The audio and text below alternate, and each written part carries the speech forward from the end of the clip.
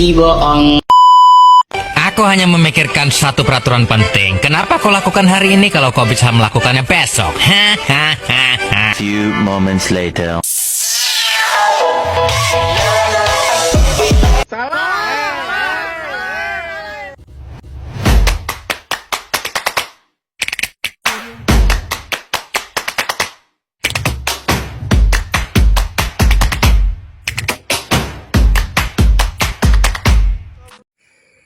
Bismillahirrahmanirrahim.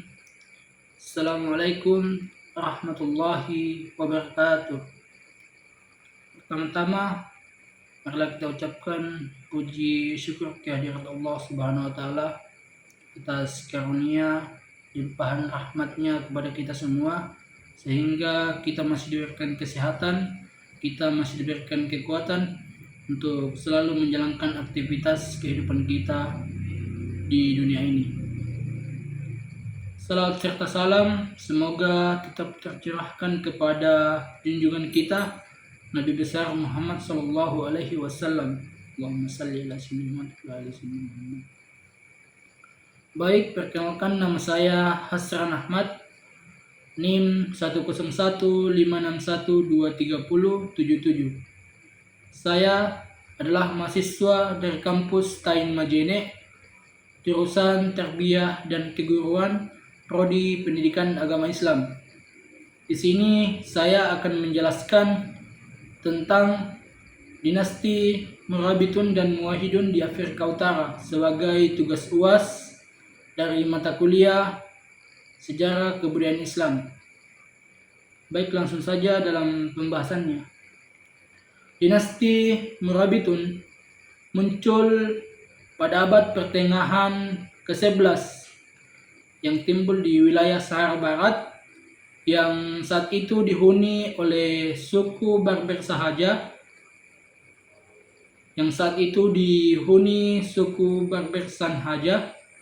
Pemimpin spiritual gerakan ini adalah salah seorang yang bernama Abdullah ibnu Yasin.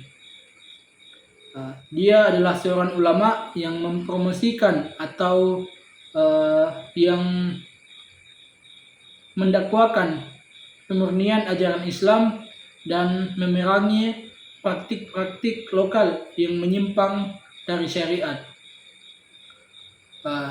Dukungan militer dan politik diberikan oleh pimpinan suku Lamtuna, yaitu seorang Yahya ibnu Ibrahim. Murabitun ini berhasil menyatukan wilayah Mauritania, Maroko, dan sebagian besar wilayah Spanyol Muslim, yaitu di Andalusia. Mereka menerapkan hukum Islam berdasarkan mazhab Maliki dengan sangat ketat dan membangun jaringan madrasah serta masjid sebagai pusat penyebaran Islam di Ortodoks. Salah satu pencapaian terbesarnya adalah ia berhasil mempertahankan Andalusia dari serangan kerajaan Kristen Eropa. Namun dalam perkembangannya, Murabitun ini menjadi terlalu rigid dalam penafsiran agama dan lambat merespon perubahan sosial. Hal ini membuka ruang bagi munculnya kritik dan pemberontakan, terutama dari kalangan ulama dari reformis. Salah satu munculnya Murabitun ini yaitu dari asal-usul dan latar belakang dinasti Murabitun. Mari kita membahas dinasti Murabitun. Assalamualaikum warahmatullahi wabarakatuh.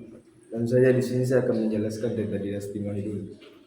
Dinasti ini lahir dari gerakan reformis yang dipimpin oleh Ibnu Tumar, seorang ulama Berber yang lahir yang menentang ajaran Murabitun. Ia mengajar pemahaman tauhid yang ketat dan rasional serta menolak antropotisme dalam ajaran akidah Islam. Gerakan ini kemudian diteruskan oleh pengikutnya, yaitu Abdullah al-Mu'min, yang sukses menggulingkan Murabitun dan mendirikan dinasti Muwahhidun. Muwahhidun memperluas wilayah kekuasaannya dari Maroko hingga Tunisia yang Andalusia. Mereka memperkenalkan administrasi yang lebih efisien, sistem pendidikan yang rasional dan berbasis filsafat dan toleransi yang lebih tinggi terhadap perbedaan mazhab. Namun kekuasaan mereka itu mulai melemah akibat konflik internal dan tekanan dari kerajaan Kristen di utara. Kemudian mereka di akhir abad ke-13 itu menandai berakhirnya dominasi Islam sebagian besar wilayah Andalusia. Al-Muwahhidun adalah nama dola Islamiyah di Afrika Utara, tepatnya di wilayah Maroko dipimpin oleh Ibnu Tumar. Secara etimologis, Al-Muwahhidun adalah penganut paham tauhid, sedangkan secara terminologis Al-Muwahhidun adalah sebutan yang dipakai bagi pengikut Ibnu Tumar yang menegakkan ajaran tauhid serta menentang kearifan dan pemahaman atau mistik tasawuf takasum. Serta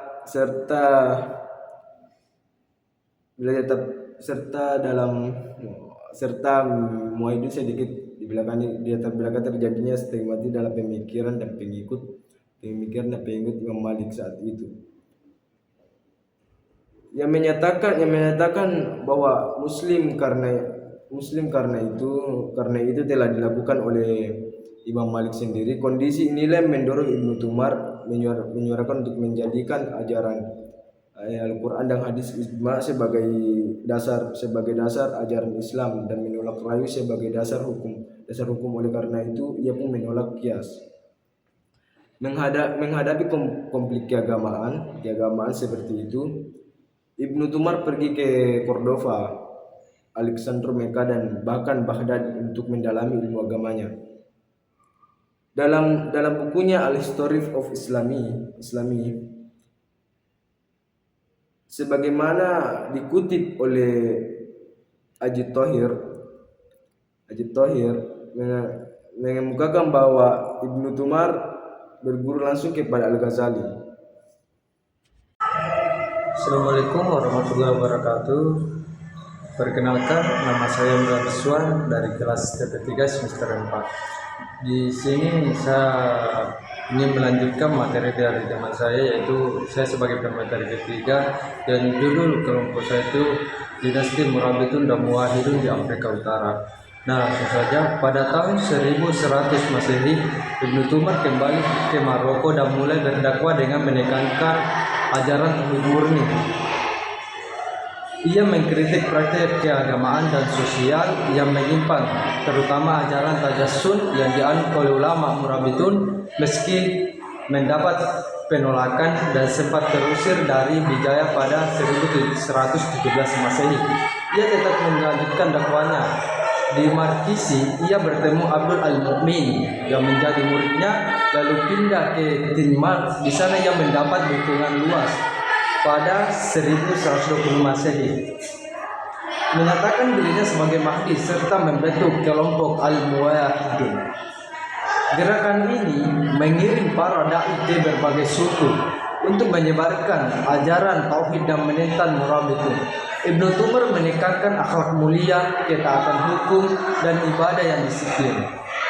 Dalam struktur politik Al-Muwahhidun, rakyat dianggap satu kesatuan imam, dipimpin oleh imam dimulai dari Mahdi, didampingi Dewan 10 semacam kabinet, Dewan 7 pulau majelis rakyat, serta beberapa kelompok seperti pelajar Al-Tolaba, tentara Al-Jundu, dan rakyat umum Al-Birat. Cukup sekian. Assalamualaikum warahmatullahi wabarakatuh. Aklu Adlil Al-Musafrin. Dan yang kedua itu dan bagian D, dampak dan warisan sejarah, yang dimana kedua dinasti memiliki dampak yang besar terhadap kedudukan masyarakat Afrika Utara. Mereka membangun infrastruktur, memperkuat institusi keagamaan, serta memperkenalkan sistem hukum Islam. Di bidang arsitektur, mereka meninggalkan banyak bangunan bangunan megah seperti masjid, madrasah, dan barang yang hingga kini masih menjadi objek warisan di studi arkeologis. Kehidupan intelektual juga berkembang pesat di masa Muwahhidun dengan munculnya ilmuwan seperti Abu Rushd atau Averroes yang karya-karyanya mempengaruhi besar di Eropa. Warisan kedua dinasti ini menjadi bukti bahwa kekuasaan Islam di Afrika Utara bukan hanya berlandaskan kekuasaan militer, tetapi juga ilmu pengetahuan, hukum, dan kebudayaan. Nah, mungkin itu saja yang bisa saya paparkan dari materi saya. Lebih dan kurangnya mohon dimaafkan. Cukup sekian. Assalamualaikum warahmatullahi wabarakatuh.